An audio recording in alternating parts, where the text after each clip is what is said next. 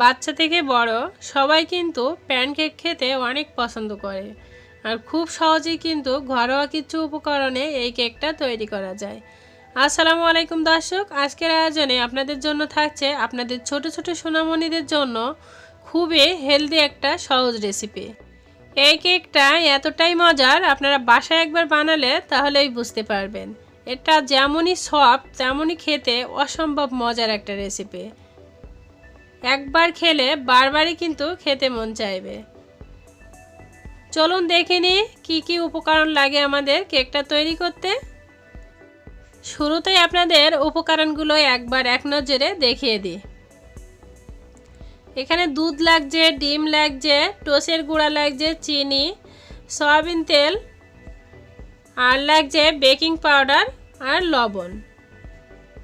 আর দুধ কিন্তু আমি 1 কাপ নিয়েছি। আপনারা বেশি বানাতে চাইলে অবশ্যই টোস্টের গুঁড়া, ময়দা আর দুধটা বাড়িয়ে দিবেন, ডিমটাও কিন্তু বাড়িয়ে দিতে হবে। আর কোনটা কতটুকু লাগছে এই পর্যায়ে আপনাদের এবার আমি বলে দিব। এখানে আমি 1/2 কাপ টোস্টের গুঁড়া নিয়েছি আর 1/2 কাপ নিব ময়দা আর একটা ডিম। ওইগুলো এক সাইডে রেখে একটা বোলের ভিতরে আমি 1 কাপ দুধ দিয়ে দিলাম, আর দুধটা আগে থেকে জাল করা ছিল। এটা এখন দিয়ে দেব এর ভিতরে স্বাদ মতো লবণ, আর আপনারা আপনাদের পছন্দ মতো মিষ্টি অ্যাড করবেন। আমি এখানে 1/3 কাপ পরিমাণ চিনি দিয়েছি। এখন দিয়ে দিব টোস্টের গুঁড়া। আপনারা চাইলে বিস্কুটের গুঁড়াও কিন্তু দিতে পারেন, তবে অনেক সময় দেখবেন যে বাসায় টোস্ট নষ্ট হয়ে যায়, খেতে চায় না, সেই ক্ষেত্রে কিন্তু আপনারা সেই বেঁচে যাওয়া টোস্টগুলো দিয়ে এরকম মজার রেসিপি বানিয়ে বাচ্চাদের জন্য রাখতে পারেন। 10 মিনিট ঢাকা দিয়ে এক সাইডে রেখে দিয়েছিলাম। ফিরে আসলাম 10 মিনিট পরে, আর 10 মিনিট পরে দেখেন এটা কিন্তু অনেকটা ফুলে ফেঁপে উঠেছে, তার মানে টোস্টের গুঁড়াগুলো অনেকটা নরম হয়ে গিয়েছে। এখন একটা হ্যান্ড উইকের সাহায্যে খুব ভালোভাবে এটা গ্রেট করে নিতে হবে।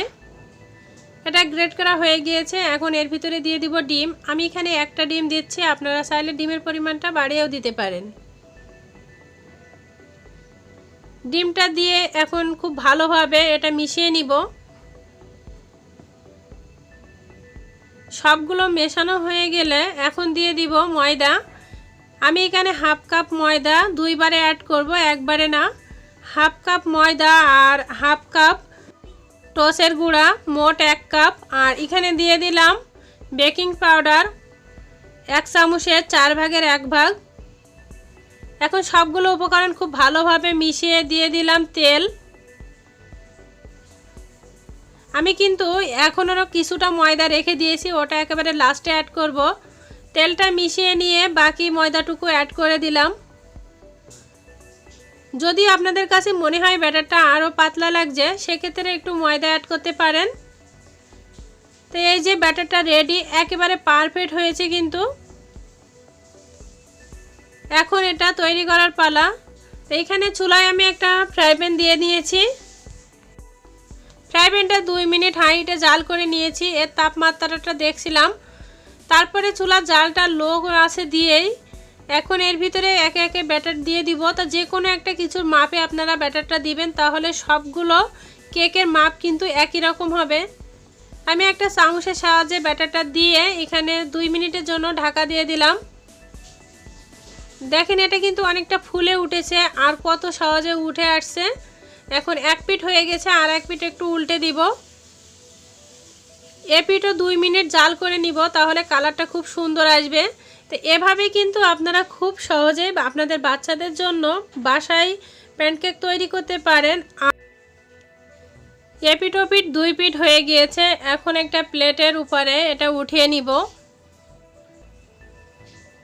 দেখুন এর নিচের কালারটা কিন্তু খুব সুন্দর এসেছে। আপনারা যদি একটু বেশি কালার করতে চান তাহলে একটু বেশি সময় রাখবেন, তাহলে হয়ে যাবে।